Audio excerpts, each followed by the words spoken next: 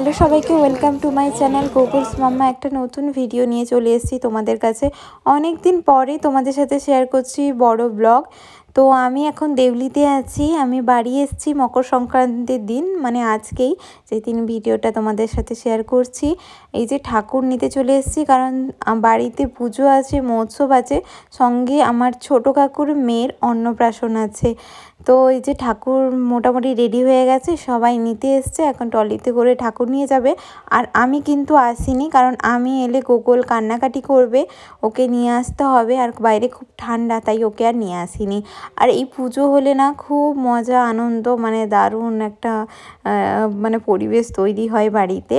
তো অনেক সময় আমি বিয়ের প্রথম বছর এটা মিস করেছিলাম, তারপর থেকে প্রায় আসাই হয়, মানে ঠাকুরের দয়ায় বলতে পারো। তার আগে একটা কথা বলি, তোমরা মকর সংক্রান্তিতে কে কী পিঠা খেয়েছো আমাকে জানাও। আমি কিন্তু এবছর মকর সংক্রান্তিতে জমিয়ে পিঠা খেয়েছি।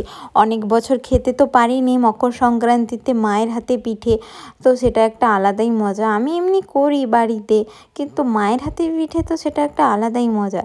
আর এই যে ঠাকুর এখন ঘরে ঢুকছেন। আর তোমরা এই ব্লগগুলো অনেক দেরি করে দেখছো, কারণ হচ্ছে আমি এডিট করে উঠতে পারিনি। বাড়িতে যেহেতু পুজো অনুষ্ঠান হচ্ছিল, বক্সের আওয়াজ, গানের আওয়াজ, তো এই জন্য করে ওঠা হয়নি। এখন শেয়ার করলাম তোমাদের সাথে। তো এটা তারপরের দিন সকালে, পুজোর দিন সকালের ভিডিও। তো আমরা সবাই রেডি হয়ে গেছি। আর গোকুলকে রেডি করাইনি, ওকে একটু পরে করাবো, কারণ ঠান্ডা, ওকে স্নান করিয়ে এখন রেডি করাবো না। আর ওকে সোয়েটার টুপি পরিয়ে এখন নিয়ে যাচ্ছি ঘর তুলতে। আর বাজনা হয়েছিল, সবাই নাচানাচি অনেক কিছু করেছি, আনন্দ করেছি।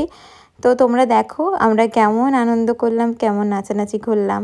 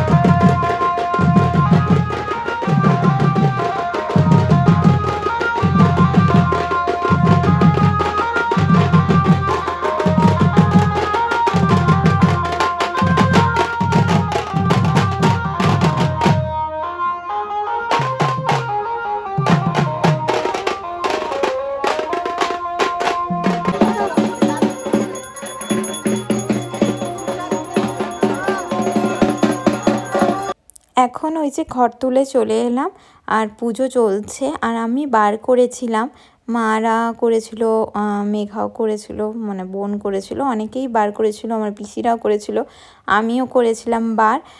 আমার পুজোতে বার করতে খুব ভালো লাগে, তাই আমিও করেছি। আর আমি প্রত্যেক বছরই করে থাকি, মানে বিয়ের আগে থেকে করে থাকি, তাই বিয়ের পরেও করি আমি। এখন ওই যে যজ্ঞ হচ্ছে, পুজো প্রায় শেষই হয়ে এলো। আর আমি এখানে দাঁড়িয়ে বলছিলাম এখন যজ্ঞ হচ্ছে, পুজো চলছে। আমি এখানে ওই কথাটাই বলছিলাম, যজ্ঞ চলছে, ওই গানের আওয়াজ এসছে বলে আমি আর ওটা দেইনি, ওই ভয়েসটা দেইনি। পুজো প্রায় শেষই হয়ে এলো। এখন ওই মোমবাতি জ্বালাতে হবে, 108টা মোমবাতি জ্বালানো হয়, তারপর পুজো শেষ হয়ে যায়, তারপর আমরা পুষ্পাঞ্জলি দিব, তারপর ঘট ভাসাতে যায় সবাই। আমি যদিও যাইনি, আমার ছেলেও মোমবাতি জ্বালবে, ও একটা মজার জিনিস ভেবেছে এটাকে, বারবার বলছে আমি জ্বালবো আমি জ্বালবো। তো এগুলো করার পরে আমরা সব খাওয়া দাওয়া করি, সেগুলোর তোমাদের দেখানো হয়নি। আর এখন ওই যে পুষ্পাঞ্জলির জন্য সবাই দাঁড়িয়ে আছি, আর রাত্রেবেলা সবাই গল্পে বসে গেছি। আমাদের অনুষ্ঠান মানে প্রচুর গল্প, শেষই হয় না, হাতে অনেক মজা। তো এখানে বাড়ির সবাই বসে আছি, যারা এসছে কুটুম তারাও বসে আছি, আমরা পিসিরা সবাই গল্প করছি।